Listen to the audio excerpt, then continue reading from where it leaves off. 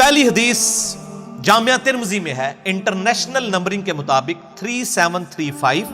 یہ حدیث مسند احمد میں بھی ہے 19300، المستدرک للحاکم میں بھی ہے 4663. امام حاکم نے بھی صحیح کہا، امام ذہبی نے بھی اس حدیث کو صحیح کہا. یہ حدیث سنن نسائی الکبریٰ کا جو چیپٹر ہے خصائص علی، اس میں بھی ہے موجود 8392 نمبر. شیخ البانی اور شیخ زبیر زئی دونوں نے اس حدیث کو صحیح کہا، یعنی سارے اہل سنت کے بڑے بڑے محدثین نے صحیح کہا. سیدنا زید ابن ارقم سابقون الاولون میں سے ہیں، یہ دار ارقم ان کا تھا. وہ عمر سیریز میں بھی آپ دیکھ لیں، مکہ شریف میں گھر تھا جہاں نبی صلی اللہ علیہ وآلہ وسلم دعوت و تبلیغ کا کام کرتے تھے. حرم میں تو کافر نہیں آنے دیتے تھے، جس طرح ہمارے آج کل کے مسلمان حق کو لوگوں کو مسجدوں میں نہیں آنے دیتے، اور ہم نے یہ دار ارقم ایک قائم کیا ہوا ہے.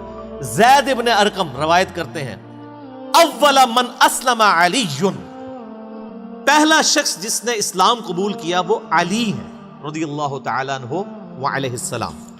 دوسری حدیث بھی ترمذی میں ہے 3734، مسند احمد میں ہے 19322، اور سنن نسائی الکبریٰ کے خصائص علی والے چیپٹر میں 8391 ہے. شیخ البانی، شیخ زبیر زئی دونوں نے اس کی تصحیح کی ہے. میں ان بڑے بزرگوں کے نام اس لیے لیتا ہوں تاکہ اہل حدیث جو ہیں ان کو عموماً زیادہ مسئلہ ہوتا ہے حدیث کی صحت پہ، باقی تو ہمارے لوگ ویسے ہی ہر طرح کی حدیث مان لیتے ہیں. یہ بھی زید ابن ارقم سے،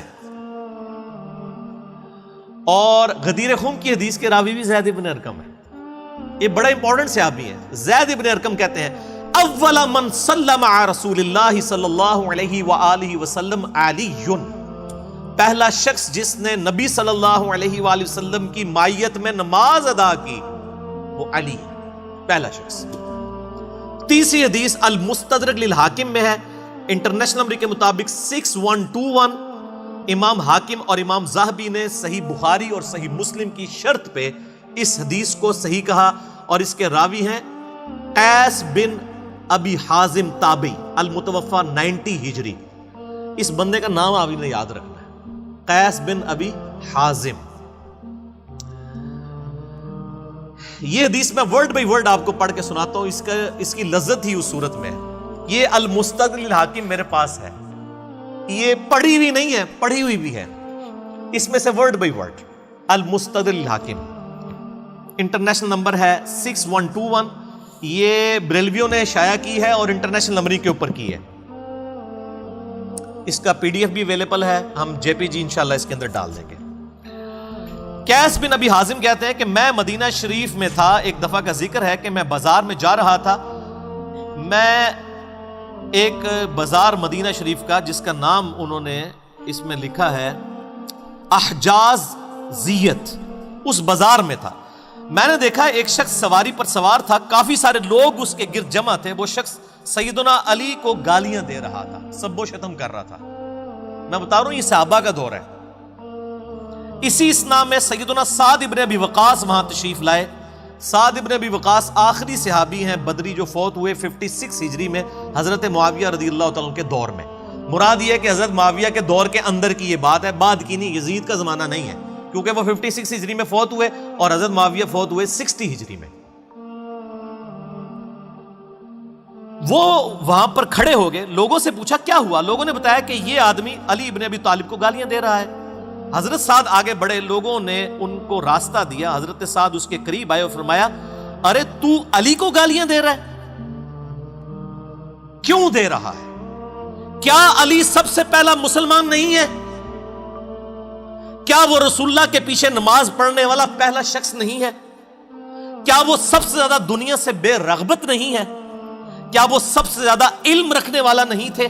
یعنی یہ ماضی کی بات ہو رہی ہے کہ وہ گزر چکے تھے، سیدنا علی کی وفات شہادت کے بعد آئی. اس کے علاوہ حضرت سعد نے حضرت علی کے کافی فضائل گنوائے، یعنی بے شمار گنوائے، وہ راوی کو یاد بھی نہیں ہے. ویسے جو انہوں نے بیان کر دیے وہی کافی ہیں.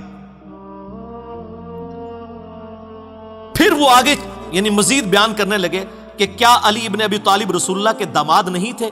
کیا وہ غزوات میں رسول اللہ کا جھنڈا آگے اٹھا کر نہیں جایا کرتے تھے؟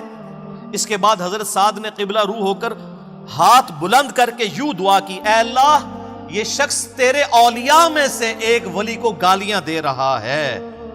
اللہ اکبر. اے اللہ یہ مجمع ختم ہونے سے پہلے اپنی قدرت کا کرشمہ دکھا اور لوگ دیکھیں. حضرت قیس بن حازم کہتے ہیں کہ خدا کی قسم ہم ابھی وہاں سے ہٹے بھی نہیں تھے کہ اچانک اس شخص کی سواری بدکی. اس سواری نے اس آدمی کو سر کے بل پتھروں پر گرایا جس کی وجہ سے اس کی کھوپڑی کھل گئی اور اس کا بھیجا باہر آ گیا اور وہیں پر وہ عبرتناک موت مر گیا. آگے امام حاکم لکھتے ہیں یہ حدیث امام بخاری اور امام مسلم کی شرط کے مطابق ہے لیکن شیخین نے اسے روایت نہیں کیا اور امام ذہبی نے کہا کہ بالکل یہ حدیث صحیح ہے. المستدرک کا مطلب پتہ کیا ہے؟ اس کا پورا نام ہے المستدرک علی الصحیحین.